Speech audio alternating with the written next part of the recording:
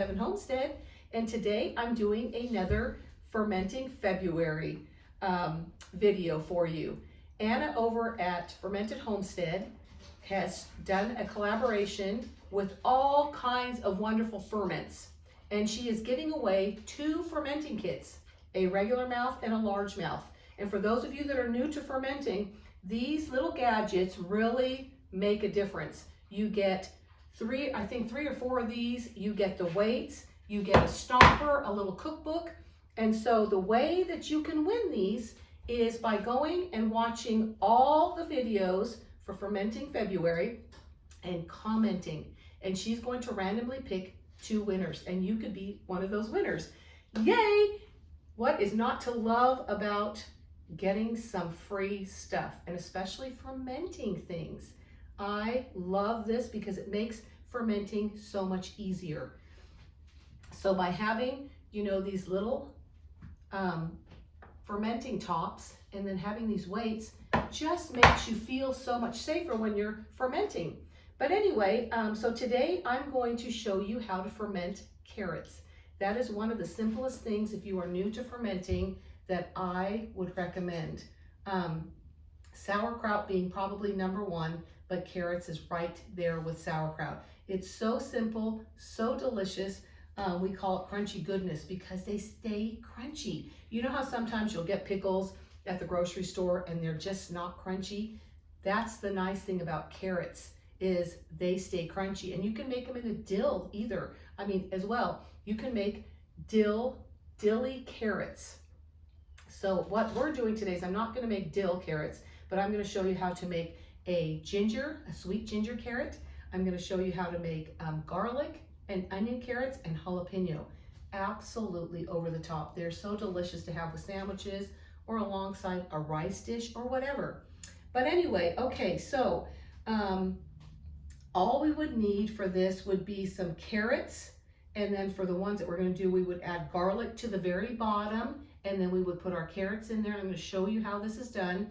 And then you'd add your brine. It requires so little, and it is amazing. You're just going to love it, and it looks so beautiful. Here's a jar that I made a while back. Look at that. And this one's a garlic carrot, and it's so yummy.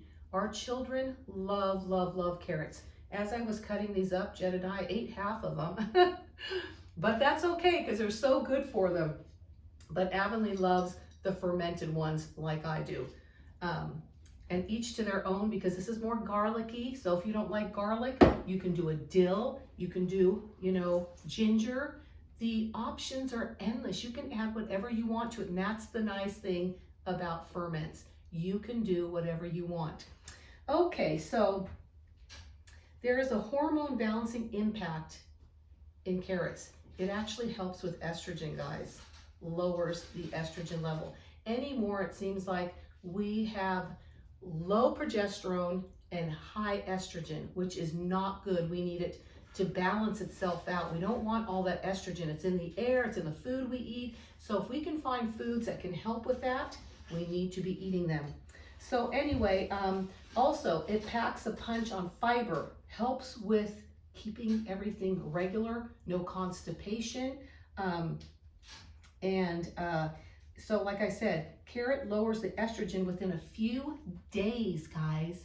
A few days of eating carrots or adding a carrot ferment to your diet, your estrogen levels are going to start dropping because high estrogen causes havoc. Y'all know it's not good. Okay, so carrots contain high levels of beta-carotene, okay? It's higher than any other vegetable. Carrots have more beta-carotene than any other vegetable. So that nutrient is, I'm stumbling over my words, is great for vision, as you all know. So eat your carrots. I have my notes here because if I don't write it down, I'll forget. Okay, so the carrot skins and the peel. You know how usually you would peel the skin off because you're thinking it looks better when it doesn't have the peel?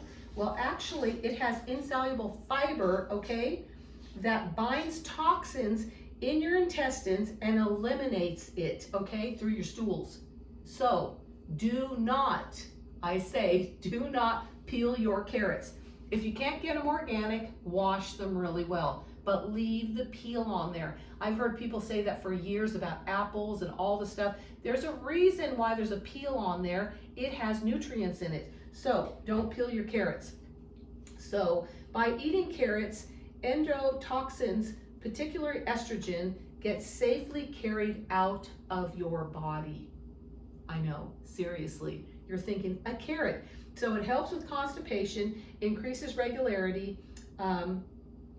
But don't start consuming high levels very quickly. Don't eat a bunch of carrots at once and then all of a sudden you get bloating and gas. Slowly, if you are not eating them already, incorporate this into your diet, especially the fermented version, because you are doing your body so much good. It's an excellent source of probiotic. It improves the digestive system. It enhances your immune system and better brain function. I always love to give you a little bit of science and information why we do these things, not just do it because it's good. I want you to know why. So anyway, it has lactic acid from fermentation, which produces and enhances an enzyme level and vitamins and minerals. So this lactic acid from fermenting actually enhances the enzymes, if that makes sense, and the vitamins and minerals, so it makes it that much more. You can eat this and get lots and lots of vitamins and, you know, beta-carotene and stuff, but by fermenting it, you are upping it that much more. So, little science lesson here. So fermenting breaks down hard to digest cellulose. Sometimes, you know, there's nutrients and stuff in here that are hard to digest. By having it fermented, it's breaking it down for you and helping you digest. So anyway, raw vegetables can have E. coli on them. You know, you've heard of that before. You hear all of a sudden there's an E. coli breakout. Okay, but the lactic acid that is produced while fermenting, it actually kills the E. coli bacteria because E. coli cannot grow in an acidic environment. Crazy, huh? This is an acidic environment. And so E. coli cannot grow in that. So another win, huh? Okay, so what I'm going to show you today is how to make a sweet garlic carrot. And so what I'm going to do, or actually that was a sweet ginger. Sweet ginger. And so very, very simple. What you're going to do is I take this size with the wide mouth because it's easy to put your hand in and stuff the carrots in there. The carrots don't have to be, you know, any particular size. I cut them in half so that they can kind of stand up straight, so it's about the size of the jar. And so what you do, first you're going to put in your garlic. I got a clove of garlic, a head of garlic that was huge, and these were big cloves. So I'm going to stick quite a few in there, like this one here. This one is full of garlic, and actually let me start with the ginger ones first. I'm going to put the ginger in the bottom, and what's going to happen with the ginger here is it's actually going to make the carrot kind of sweet. It's going to bring out the sugars of the carrot, which is delicious. And you can also grate up your carrots and your ginger and make it a grated ginger carrot if you like that alongside rice dishes. But if you're just going to do like what I'm doing and just have the carrot sticks, just put your ginger in the bottom and start putting your carrots in. And what you're going to do is just fill it, and then you're just going to put, these are all different shapes and sizes, which is nice because towards the end I'm going to need the thinner ones to stuff in there as it starts getting full. See that? And you want to just fill it up with the little ones that you can in there. Okay, we're just about there. See that? It's as simple as that, not difficult at all. There we go. I think we got the last in there. So that is, as you can tell, full. And so what I'm going to do now is I have 2 tablespoons and 4 cups of non-chlorinated water. Make sure it is filtered water. You don't want that chlorine in there. Would kill that fermentation. And so what I'm going to do is I'm going to just fill it up to the rim, just to the bottom edge right there. And so here we go. What I'm going to do is just stuff it down a little bit further. And what's nice with the carrots is if you don't have a weight, you really don't need one, because these carrots are not going to move. They are pretty much stuffed in there. But I'm going to go ahead and put my little weight in there, shove it down as far as I can. Okay. And then put my weight and my little fermenting lid on there. And just like so, there we go. And then what I'll do for 7 to 10 days, I'm gonna leave it on the counter and I will burp it. And you know what? You don't even have to do that. It kind of does it itself. So what you wanna do is always make sure that you have a cloth underneath, because there will be some seepage, and that's just normal. It just kind of comes over the top because it's kind of full. So as those carrots expand and start fermenting, there will be just a little bit. But look at that. Do you see the ginger in the bottom? It's going to sweeten up those carrots. Yummy. Okay, so let's start another one. I'm going to do this one. I'm going to probably do the jalapeños. And so I'm just going to put the jalapeños at the bottom. Oh my goodness, jalapeños and carrots, yes, for the win. Stick those in the bottom. That's probably about 2, depending on how many you like. You can put more or less. We love jalapeños, so I put a lot. Those were pickled already, so you can put fresh if you'd like. And again, just fill in every bit of space. Sorry, that's Duchess in the background slurping her water. Okay. I bet you never thought in a million years how good carrots are and how they can help women with estrogen. I mean, that's a serious problem anymore. You hear everywhere, estrogen dominance, you know, causes breast cancer, causes all kinds of issues. I'm not a doctor and I don't claim to be. This is just information that I have learned over time, and I love to share it with you. Look at that.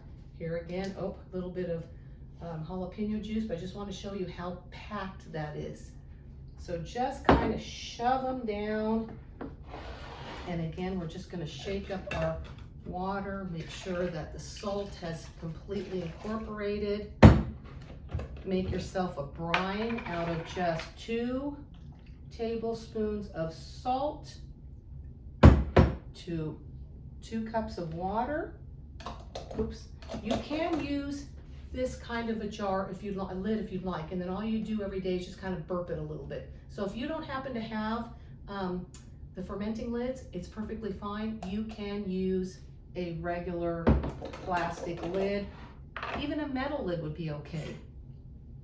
Okay, so with this one, since I can tell that it is completely below, I'm gonna add just a hair more. I'm not even gonna add a weight. I'm just gonna put this in there because those carrots aren't going anywhere. There's another one. Here's the jalapeno carrots. Ooh, yummy. Oh my goodness, guys. So exciting and so simple.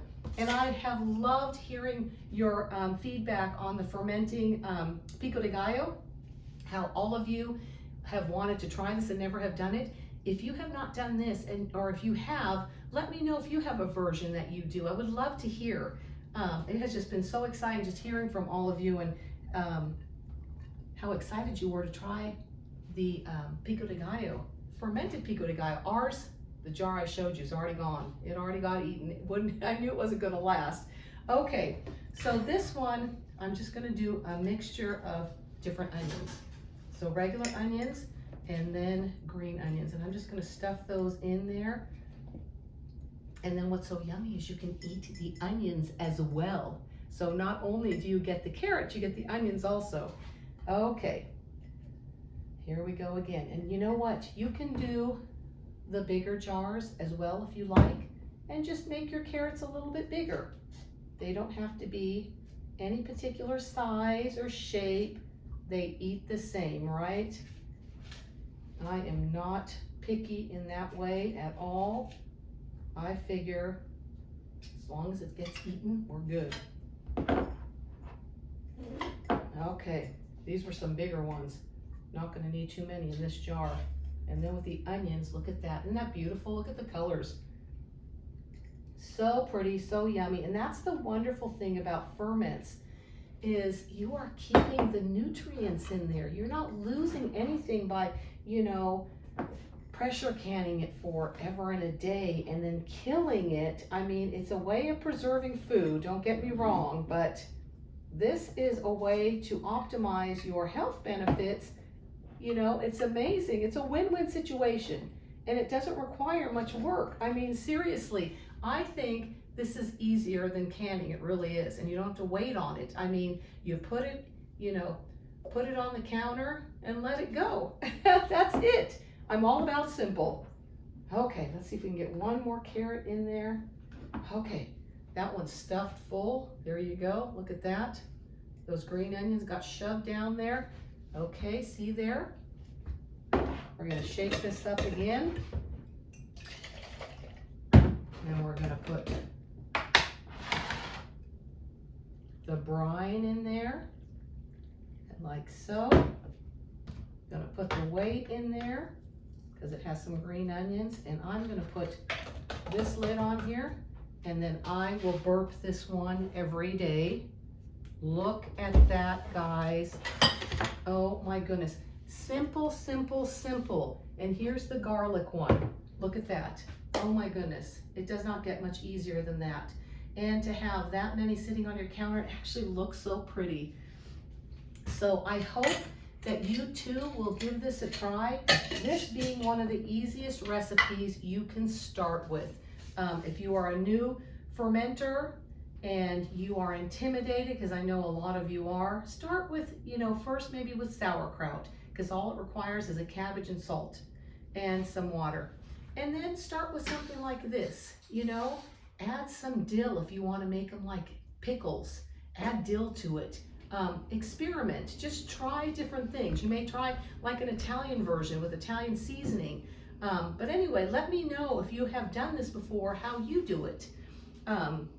But I just want to share a variety of different ways that you can do this and how yummy they are and the nutritional benefit behind it and why we ferment. Not just because it's something to do, not just because it's a way to preserve, but because of the nutrition that you get out of it. But anyway, guys, I hope that you enjoyed this. Again, go over and check out all the other videos from Fermented February. Check out Anna over there at the Fermented Homestead. Let her know that we sent you. Anyway, guys, give us a thumbs up if you've enjoyed our videos. And if you've not subscribed, please do so. And we will catch you on the next one. God bless you.